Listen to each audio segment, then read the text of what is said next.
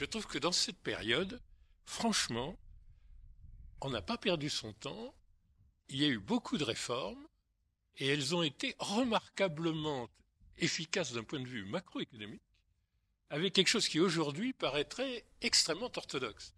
Isabelle disait que les comptes extérieurs étaient rétablis dès 84. Le pouvoir d'achat des ménages n'a baissé qu'une année. Alors c'est une année importante. C'est du deuxième semestre 82 au deuxième semestre 83. Conséquence immédiate de la conjoncture épouvantable dans laquelle on est arrivé en 81, qui était celle du deuxième choc pétrolier.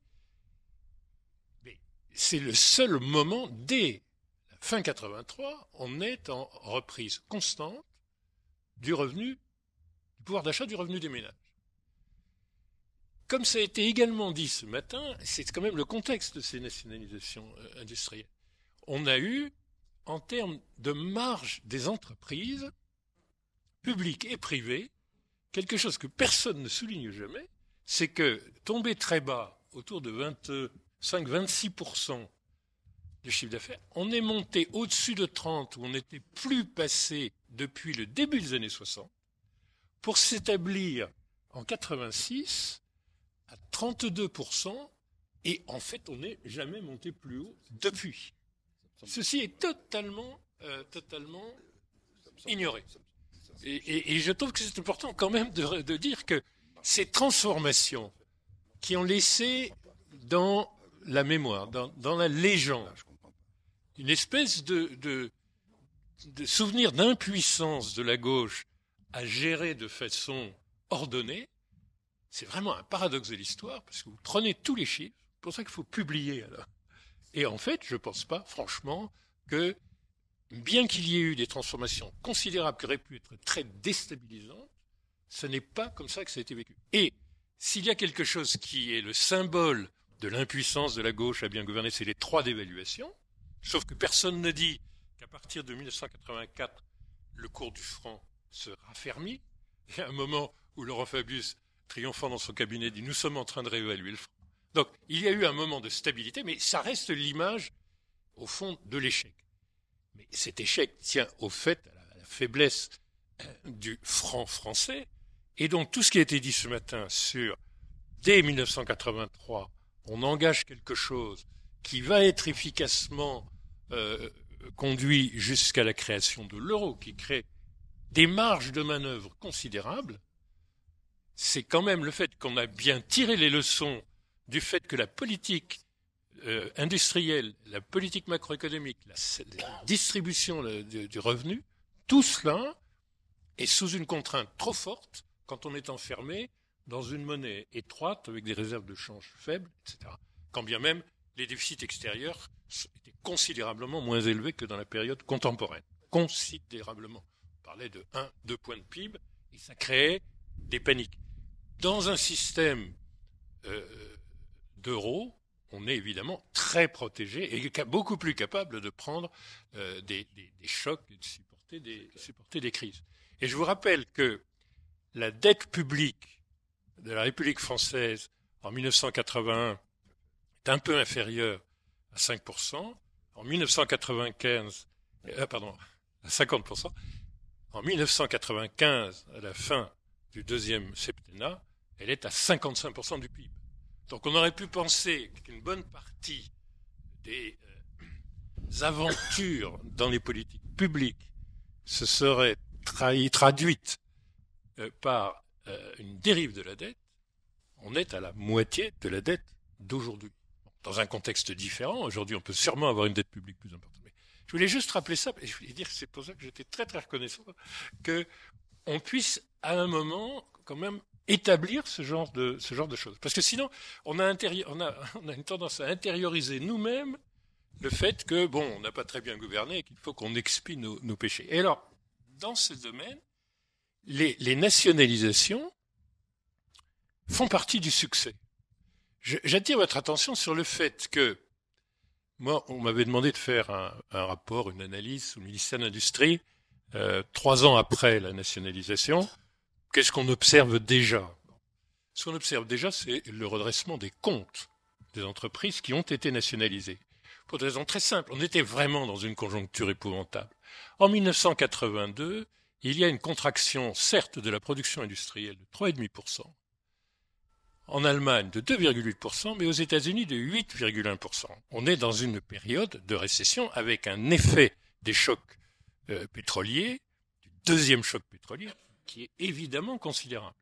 Il s'ensuit que les entreprises industrielles qui ont été nationalisées sont en perte d'ensemble, quand on consolide l'ensemble des entreprises nationalisées industrielles, c'est différent pour les banques, et il se trouve qu'elles sont in bonis 3 ans après, dans des proportions significatives, en atteignant des niveaux de résultats qu'elles n'avaient pas connus depuis les années antérieures au choc pétrolier.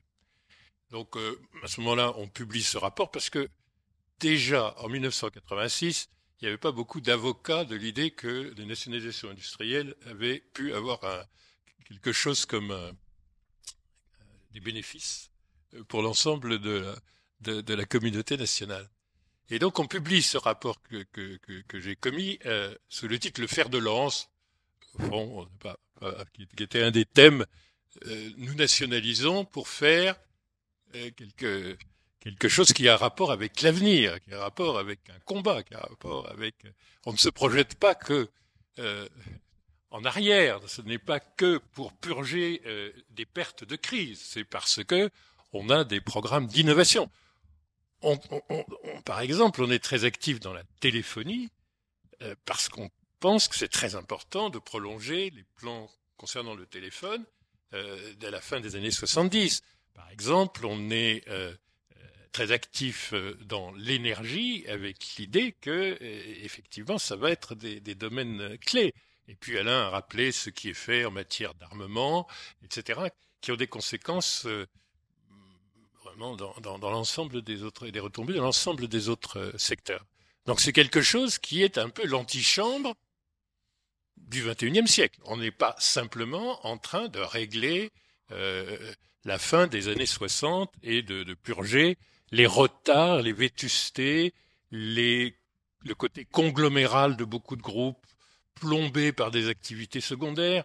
C'est vrai que Rhône Poulenc a une chimie lourde qui est beaucoup mieux quand on la cède et qu'elle devient Rhodia et qu'on redresse Rhodia. C'est vrai que Péchinet est envoyé par le fond par sa chimie lourde. C'est vrai que Saint-Gobain est à dégager de la chimie. Donc il y a tout ce travail et de l'informatique, en effet.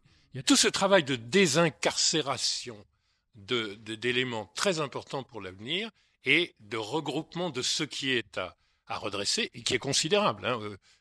Je pense que Louis Gallois était sur le front tous les jours. Mais franchement, la sidérurgie, la chimie lourde sont des sujets qu'il faut absolument traiter, en France comme dans tous les pays, mais qui sont mieux traités en protégeant l'avenir et en faisant, dans les portefeuilles d'activité, des choix stratégiques très importants. Je vous rappelle qu'en même temps, il n'y a pas que les nationalisations, elles ne doivent pas cacher la forêt.